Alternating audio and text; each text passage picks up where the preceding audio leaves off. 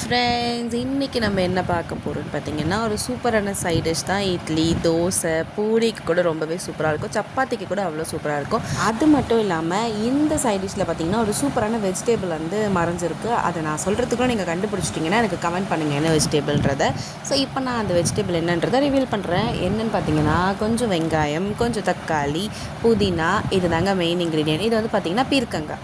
So இந்த தோலை வந்து வேஸ்ட் பண்ணாமல் இதுலேயுமே ஒரு டிஷ் பண்ணலாம். ஸோ நான் அதை வந்து ஆல்ரெடி பண்ணியிருக்கேன். அதை டிஸ்கிரிப்ஷனில் லிங்காக கொடுக்குறேன், நீங்கள் கிளிக் பண்ணி பார்த்துக்கோங்க.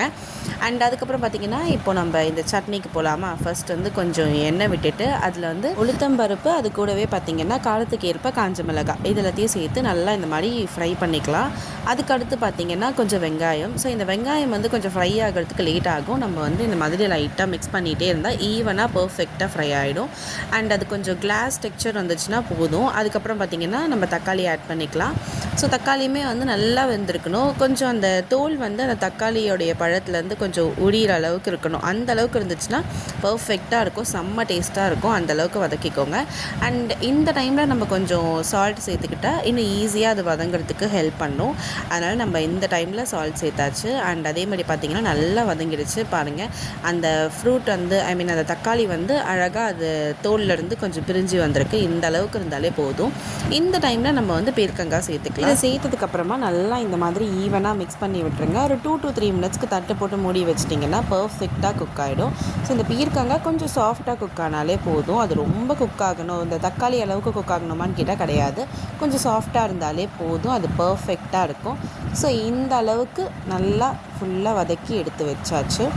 இதில் பார்த்திங்கன்னா நான் இன்னும் கொஞ்சம் ஃப்ளேவர் அண்ட் டேஸ்ட் கொடுக்கறதுக்காக புதினா சேர்த்துருக்கேன். உங்களுக்கு இந்த ஃப்ளேவர் பிடிக்கும்னா நீங்கள் ஆட் பண்ணிக்கோங்க, அப்படி இல்லைனா இதை அவாய்ட் பண்ணிக்கலாம். ஸோ நான் வந்து புதினா மட்டும்தான் ஆட் பண்ணியிருக்கேன். உங்களுக்கு வேறு ஃப்ளேவர்ஸ் லைக் இந்த கொத்தமல்லி இல்லை கருவேப்பிலை அந்த மாதிரி தேவைப்பட்டாலுமே நீங்கள் ஆட் பண்ணிக்கலாம். நிறைய பேருக்கு இந்த பீர்க்கங்காய் பிடிக்காது. அதுவும் மெயினாக அந்த சின்ன பசங்கள்லாம் வந்து பீர்க்கங்காய் எடுத்துக்கிறதுக்கு ரொம்பவே அடம்பிடிப்பாங்க. அந்த மாதிரி இருக்கவங்களுக்கு இந்த மாதிரி செஞ்சு கொடுங்க, ரொம்பவே விரும்பி சாப்பிடுவாங்க. தோசைலாம் எக்ஸ்ட்ரா 2-3 சாப்பிடுவீங்க, இட்லினா 4-5 சாப்பிடுவீங்க, பூரினாலுமே 2-3 எக்ஸ்ட்ரா இறங்கிடும். அந்த அளவுக்கு ரொம்பவே சூப்பராக டேஸ்ட்டாக இருக்கும். இப்போ இதை நல்லா ஆற விட்டுட்டு நம்ம ஒரு மிக்ஸி ஜாரில் சேர்த்து அரைச்சிக்கலாம். தண்ணி வந்து அவசியம் கிடையாது, பட் ரொம்ப கெட்டியாக இருக்குது அப்படின்னா மட்டும் லைட்டாக தண்ணி ஆட் பண்ணிக்கலாம். ஃபஸ்ட்டு இந்த மாதிரி அரைச்சி எடுத்து பாருங்கள். கரெக்டான கன்சிஸ்டன்சி இருந்தால் நீங்கள் தண்ணி விட வேண்டாம். அப்படி இல்லை ரொம்ப கெட்டியாக இருக்குன்னா தண்ணி விட்டுக்கோங்க. இந்த அளவில் கன்சிஸ்டன்சி இருந்துச்சுன்னா சூப்பராக இருக்கும். பட் உங்கள் டேஸ்ட்டுக்கு ஏற்ற மாதிரி நீங்கள் வந்து கொஞ்சம் தண்ணியாகவோ இல்லை கெட்டியாகவோ வச்சுக்கலாம், அதை பற்றி பிரச்சனை கிடையாது. அண்ட் இதில் வந்து நம்ம தாளித்து சேர்த்துக்கலாம். கொஞ்சம் எண்ணெய், கடுகு, உளுத்தம் பருப்பு மட்டும் போட்டாலே போதும். அந்த அளவுக்கு ஃப்ளேவர்ஃபுல்லாக சூப்பராக இருக்கும். இதை நான் ஆல்ரெடி சொன்ன மாதிரி தோசை, இட்லி, சப்பாத்தி, பூரி இது எல்லாத்துக்குமே ஒரு சூப்பரான அல்டிமேட்டான சைட் டிஷ். இது ஒரு மஸ்ட் ட்ரை தான் சொல்லுவேன். ஸோ நீங்களும் செஞ்சு பார்த்துட்டு எப்படி வந்துச்சுன்றதை கமெண்ட் பண்ணுங்கள். அண்ட் லைக் பண்ணுங்கள், ஷேர் பண்ணுங்கள், சப்ஸ்கிரைப் பண்ணுங்கள். டாடா பாய்.